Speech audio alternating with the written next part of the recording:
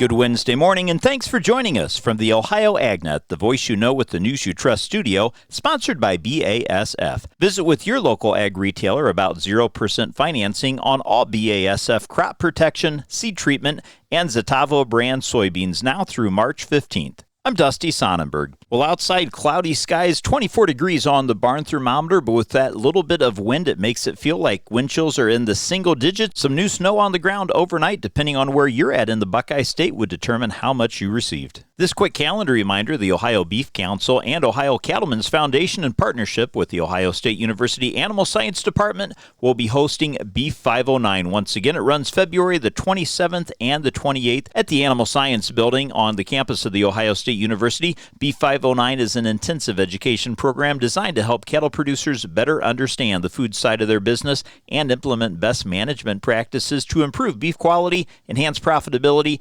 and recognize value within the beef supply chain. To register or for more information, you can visit their website, ohiocattle.org. Taking a look at what's making agricultural headlines at ohioagnet.com. With today being the last day of 2025, we take a look back at the year, and you know the ag industry experienced no shortage of challenges. The year brought difficult conversations, tough decisions, and moments of uncertainty all across the industry, and at the same time it highlighted the strength of the agricultural community with producers, policymakers, and advocates coming together to address problems, celebrate progress, and keep agriculture moving forward. Online is a great article highlighting some of the top stories from the past year. Now, in other ag news, with surging populations and a growing middle class seeking more protein, several countries in Southeast Asia are looking to the U.S. soybean farmers for solutions. I had a chance to catch up with Brianna Metz, the Industry Affairs Manager for the U.S. Soy Export Council, otherwise known as USEC. She said that while the lack of business in 2025 with China has been most of the talk about the aspects of soybean trade,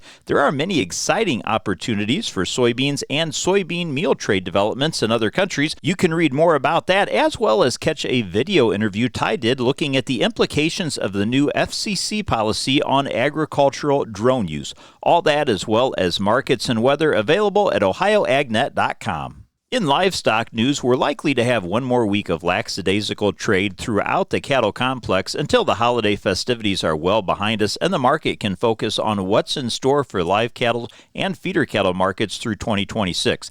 Now, there is a chance that the market could see a bit more interest in packers this week, as last week's negotiated fed cattle trade only totaled 48,538 head. But with this week's kill schedule set to be interrupted again by New Year's Day holiday, there's just as much of a chance that packers could hold off on really buying until next week when normal schedules resume. Now, it is interesting to note that last week, Southern live cattle traded at mostly $229. That's $2 higher than the previous week's weighted average. Northern dress cattle traded at $356. That's $1 lower than the previous week's weighted average. If you remember the week before, though, the market trend was just the opposite, as northern cattle traded higher while southern cattle were lower, and it's most likely packers were more aggressive last week in the south as they did not have quite the supply around them that they needed. Let's get a check now on your Wednesday morning weather forecast, brought to us by Seed Consultants. Simply better performance, online at seedconsultants.com. Cold air holds in place today, and we are going to be seeing a chilly finish to the week as well. I'm Chief Meteorologist Ryan Martin with this New Year's Eve edition of the Ohio Ag Weather Update. New Year's Eve is starting with plenty of clouds, a clipper system that moved across the Great Lakes overnight last night, still lingering in northern tier counties, but I do think we get a break from precipitation as the day wears on. We'll have that break end closer to sunset. Another clipper diving a little bit farther south will bring anywhere from a coating to probably 2, maybe 3 inches of snow to a large part of Ohio overnight tonight into early tomorrow morning. So if you're out and about for New Year's Eve, be aware. Could be a little bit of dicey travel conditions in spots. As we get into New Year's Day in the afternoon, I think we see some clearing try and start. Still chilly through Friday and Saturday. Warming Sunday, rain overnight Sunday night, and then we're back to cool temperatures for most of next week, but not as cold as what we're seeing currently. I'm Ryan Martin. Thanks, Ryan. Stay tuned. We'll be back with more after this. They didn't have skim milk for your coffee, so I just got formaldehyde. Ugh, isn't that stuff in floor cleaner? Pizza's here. Would you like cheese on that? Or how about a Crolian? Oh, no, that's in bug spray. Hi there, would you like to sample our new scent? Diethylene glycol. Isn't that the stuff in antifreeze? You wouldn't want to eat it, drink it, or even smell it, but that's exactly what's in your vapes. If you vape, quit. If you don't vape, don't start. For help, go to odh.ohio.gov/novapes. A message from the Ohio Department of Health. Joey from Vermont, a farmer trying to get through the winter. Adriana from South Carolina, a single mother living paycheck to paycheck. Liam from Ohio, an injured father struggling to provide for his family. Hi, I'm Shanola Hampton, and I support the Feeding America network of food banks because they help provide over 6 billion meals to people in need each year. Learn more at feedingamerica.org. Well, fertilizer outlook making agricultural headlines. The phosphorus fertilizer outlook in 2026 looks to be extremely complex. Affordability remains historically bad in 2025, and this situation looks like it could remain in place into the next year, as is the case for both nitrogen and phosphorus. The outlook for 2026 is somewhat cloudy. Countervailing duties in the United States, less Chinese exports, and demand destruction across the world are major issues facing the nutrient. However, there are some bright spots for the phosphorus fertilizers. According to the fertilizer analyst, lower prices at the end of 2025 and less demand destruction than originally assumed are a couple positives as we go into the new year. Now, looking back, global fertilizer use recovered in 2024, reaching a new record according to the International Fertilizer Association's public summary, the medium-term outlook from 2025 through 29. Fertilizer use, which is nitrogen, phosphorus, and potash, increased 4.5% to 198 million metric tons of nutrients in 2023, and that's projected to rise another 4.4% and reach 206 million metric tons in 2024. This marks a 17 million metric ton increase from the low of 189 million metric tons, that in 2022, and 4 million metric tons above the previous record demand of 202 million metric tons, which was set back in 2020. Increases in global fertilizer use is expected to be seen between 2025 and 29, though at a slower pace than the past 2 years, according to the IFA, with an annual growth rate projected between 1% and 2%. Total use is forecast to be 224 million metric tons by 2029. That's an increase of 18 million metric tons compared to where it was in 2024. Now, these increases came on the heels of significant contractions in the global fertilizer usage in 21 and 22 because of the high prices.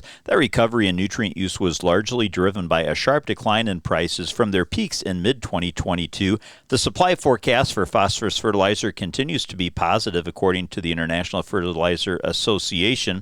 The global phosphoric acid production is estimated to have increased by 5% in 2024, reaching a record 89.6 million metric tons. China and Morocco were the primary contributors to this growth, with increases of 11% and 4% respectively. The IFA reports the capacity in phosphorus fertilizer is expected to increase to 14% between 2024 and 2029, reaching 71.7 million metric tons by the end of that forecast. Africa, West Asia, and East Asia are expected to drive the growth. Most new capacity is being developed by existing producers in Morocco and Saudi Arabia. Now, smaller expansions are also anticipated in Jordan, Egypt, and Tunisia. The IFA estimates phosphoric acid capacity forecast to grow from 54.9 million metric tons last year to 61.4 million metric tons in 2029. That's a 12% increase, and as capacity is expected to outpace demand, the phosphate balance is projected to loosen from a surplus of 4.4 million metric tons in 24 to 5.9 in 2027. Now, although fertilizer phosphate demand growth is slowing, it's largely offset by a surge in global purified phosphoric acid demand, according to the Institute. The demand growth is forecast to drive a stabilizing phosphate balance by the end of the medium term, assuming that the PPA demand growth of 5% a year holds true. In other agricultural news, looking south of the equator, down in South America, erratic weather has kept Brazil's coffee growers cautious ahead of 2026. Now, 2025 was a roller coaster year in Brazil coffee production. USDA's Foreign Ag Service estimates that this year's Brazilian coffee production will total 63 million 60-kilogram bags of fuel, according to the latest semi-annual report from the Foreign Ag Service. This total is for the 25-26 marketing year, which runs from July through June, and it's about 3% lower than what it was in the 24-25 marketing year. The most popular coffee variety, Arabica, took a notable hit from the harsh weather during the 25 growing season. Brazil continues to experience erratic and unpredictable weather patterns characterized by drought, insufficient rainfall, and cold fronts that can lead to frost and hail on coffee farms in the main producing areas. As a result, a significant reduction in the Arabica coffee production is expected for the 25-26 Brazilian harvest, that according to the Foreign Ag Service. Now, Brazil's Arabica coffee is forecast to be 13% lower than the 24-25 year. The less popular coffee variety, Robusta, fared better in its production cycle, which helped the overall Brazil coffee crop supply outlook, but supply concerns remain strong and prices reflect those concerns. Detailed supplied by DTN contributing Canadian grains analyst Mitch Miller showed that nearby coffee future prices opened on January the 2nd of 2025 at $3.21 a pound. During the calendar year, coffee futures reached a new record high of $4.37 per pound. That was on October 23rd, and as of December 30th, nearby coffee futures were trading at $3.57. Now, dry conditions and possible heat stress on coffee trees and beans in Brazil's leading Arabica producing state of Minas Gerais are notable features as coffee trading adjusts following the turmoil created by U.S. tariffs on Brazilian coffee imports. Stay tuned. We'll be back to take a look at your markets after this. Attention construction pros. Purple Wave Auction brings quality equipment to your fingertips. Join our bi-weekly online auctions featuring dozers, excavators, loaders, and more. We provide detailed listings, photos, and seller contact info. Inspect online or in person. With our no reserve policy, every item sells to the highest bidder. Visit purplewave.com today and see why informed builders choose Purple Wave. Transparent processes, real deals. Your next great purchase awaits. purplewave.com.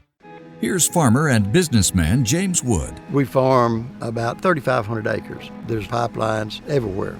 The contractor working on my property did not have the lines located before he began work, and it resulted on a strike on a natural gas pipeline. Fortunately, no one was hurt, but it could have been much worse. Never assume the location or depth of underground lines. Always call 811 or visit clickbeforeyoudig.com before you start work. A message from the Pipeline Operators for Ag Safety campaign. It's time now for today's market analysis, brought to you by the Louis Dreyfus Company. Excited to be building the newest state-of-the-art soybean crush facility in Upper Sandusky, Ohio. Call 574-566-2113 for information on soybean marketing to LDC. Grain markets finished lower on Tuesday. Not quite as harshly as we started the week, but still not much in this marketplace to get too super excited about overall. The Board of Trade was slowly digesting China purchases of soybeans. There was 130 some odd metric tons, 1,000 metric tons that were sold to China, and another batch to unknown. The unknown destination sales seem to have been a conglomeration. So not all yesterday, multiple smaller sales that made up over the past couple of days. We're now hearing that China has booked about 10 to 11 cargoes of U.S. soybeans in the past few days. Total commitments now nearing 9.5 million metric tons. That means China has another 2.5 million of U.S. soybeans to secure to meet its late October purchase pledge. The expectation is that that will happen in the first half of January, and then demand shifts to South America. South American weather forecast continues to look good as well. I'm Ryan Martin. Thanks, Ryan. Let's take a look now at how your markets closed, brought to us by Seed Consultants. Simply better performance online at seedconsultants.com. March corn closed down 1 3/4 cents a bushel at $4.40 1/2 cents. May was down 2 1/4 cents per bushel at $4.48 1/2. January soybeans were down 3 1/4 cents at $10.46 1/4, while March beans were down 1 1/4 cents at $10.62 1/4. March Kansas City wheat closed the day down 5 1/4 cents at $5.22, while March Chicago wheat was down 2 1/4 at $5.10 3/4, and March Minneapolis wheat down a penny, $5.78 1/2 cents. Now in the overnight trade, March corn is down 1/4 penny at $4.40 1/4 cents, and May corn down 1/4 penny at $4.48 1/4. January soybeans are down 2 3/4 cents at $10.43 1/2 cents, with March beans down a penny and 3/4 at $10.60 1/2, Wheat for July trading a penny lower at $5.33. Your September wheat down a penny and a quarter, $5.47 1/4. At the close in livestock, December live cattle were up $2.27.5 at $231.17.5. February lean hogs closed 97.5 cents higher at $85.45, and feeder cattle for March up $2.90 at $344.57.5. Thanks for joining us. This is the Ohio AgNet.